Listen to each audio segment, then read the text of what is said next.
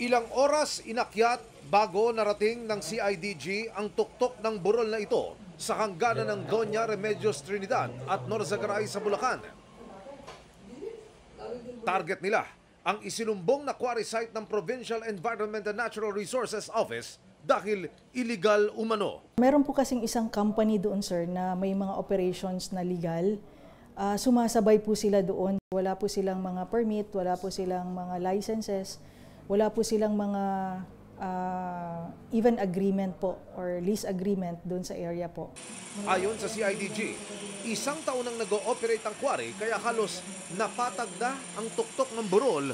Hindi na rin ito berde tulad ng dati. Ginagamitan po nila ng bomba o dinamita or ano pa pong pangpasabog sa lupa na para po ma-extract na kalbo na po yung ibang mga puno, na kalbo na po yung gubat. Ang tinitibag po nila, sir, yung mga limestone po na nandun sa area.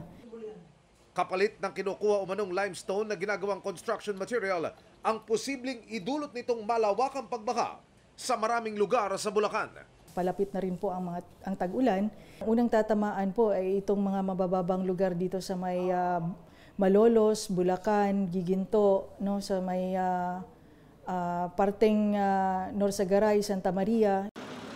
7 trabahador ang nadakip. Trabahante lang po kasi kami doon eh. Oho. Oo.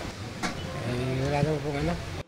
Bukod sa kanila, kinasuhan din ang paglabag sa Philippine Mining Act ang mga may-ari ng kumpanyang kanilang pinagtatrabahuhan bagamat hinahanap pa sila ng mga otoridad.